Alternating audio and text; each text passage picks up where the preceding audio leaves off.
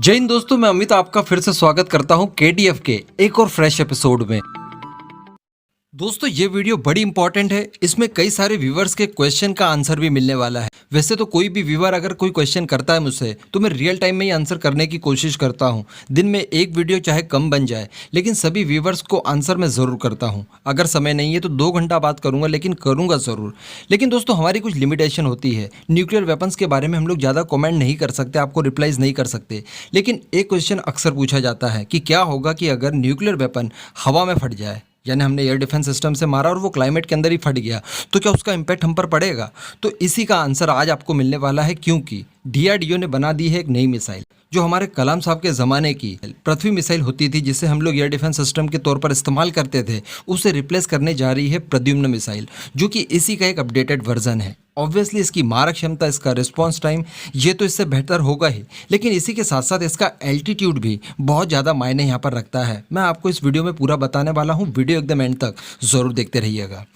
देखिए दोस्तों, nuclear weapon जब फटता है तो एक बहुत बड़ा मशरूम दिखाई देता है, बहुत सारी एनर्जी निकलती है। तो हमें यह लगता है कि ये इतना ज़्यादा तीव्र होता होगा, इतना ज़्यादा फास्ट होगा कि ये अपने एक ही धमाके में, एक ही शॉट में बहुत सारा एरिया कवर करके उसे ध्वस्त कर देता होगा। लेकिन दोस्तों ऐसा नहीं है। यहाँ पर बारूद टाइप के बॉम्ब ये नहीं होते हैं। यहाँ पर होती है न्यूक्लियर वेपन से निकलने वाली रेडिएशन। जी हाँ, जिस तरह से आपने सुना होगा कि जो पॉल्यूटेड एरियाज होते हैं, जैसे हमारे दिल्ली में बहुत ज़्यादा पॉल्यूशन बढ़ जाता है और लोग बीमार पड़ जाते हैं, ठीक ऐसा ही सिस्टम यहाँ पर है। न्यूक्लियर वेपन को आप इन शॉर्ट नॉन टेक्निकल तरीके से कहें तो इसे आप पॉल्यूशन कह सकते हैं। ये एक तरह का पॉल्यूशन है जो कि फैलते ही जाता है, फैलते ही जाता है। इसमें चेन साइकिलिंग होती है, यानी हिंदी में जिसे कहा जाता है नाभिकीय संलयन। 1 से 2, 2 से 4, 4 से 6, 6 से 12, इस तरह की चेन साइकिल इसमें चलती रहती है, जो कि काफ़ी लंबे समय तक चलती है, जिससे फैलता है रेडिएशन और इससे इंसानों की बड़ी तादाद में जान जाती है। ये कह दे कि जहाँ पर इसका इम्पैक्ट पड़ता है वहाँ घास का तिनका भी नहीं उगता काफ़ी सालों तक। तो दोस्तों यहाँ पर अगर बात आ जाती है कि हम लोग एयर डिफेंस सिस्टम से इसे हवा में ही मार दें तो क्या उसके बाद हमें असर पड़ेगा?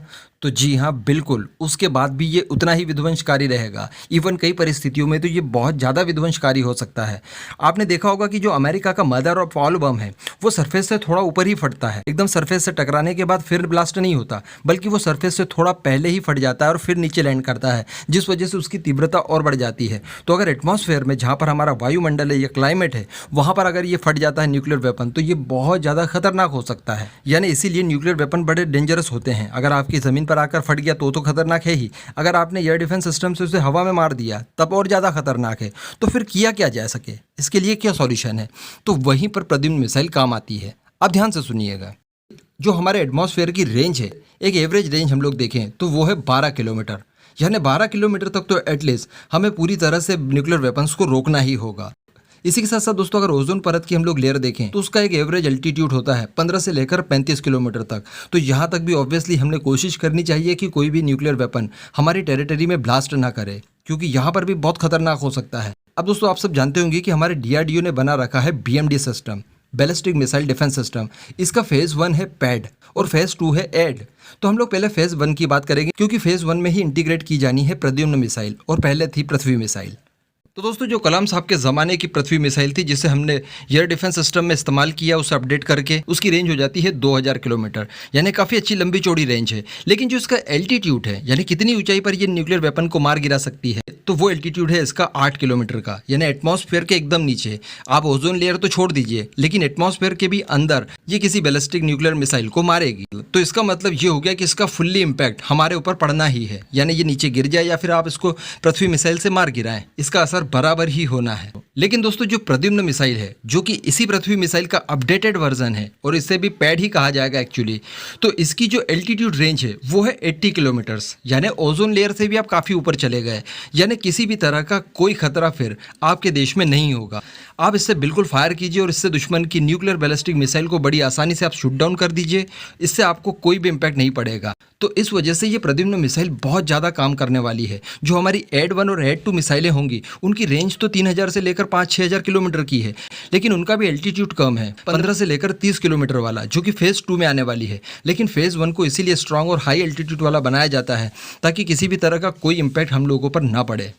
और रही बात इसकी जो रेंज है, वो रेंज भी 300 किलोमीटर से लेकर 2000 किलोमीटर तक की है, यानी उसके बराबर ही है। रेंज में यहाँ पर कोई दिक्कत नहीं है, लेकिन एल्टीट्यूड इसका बढ़ा दिया गया है ताकि किसी भी मिसाइल को रोका जा सके। तो यकीन मानिए कि यही मिसाइल होगी जो चाइना और पाकिस्तान की तरफ से आने वाली बैलिस्टिक न्यूक्लियर मिसाइलों से हमें बचाएगी। तो दोस्तों अब यही प्रद्युम्न मिसाइल हमारी एयरफोर्स डिप्लॉय करने वाली है। जी हाँ, इसे डिप्लॉय करने की प्रोसेस शुरू हो चुकी है, यानी इसके ऊपर काम लगभग पूरी तरह से कंप्लीट हो चुका है। इसके टेस्ट वगैरह भी पहले ले लिए गए और वो पूरी तरह से सफल रहे थे। तो यही जानकारी आई थी जो आपको देनी थी। इस पूरे मुद्दे पर आपका जो मानना है नीचे कमेंट करके ज़रूर बताइएगा।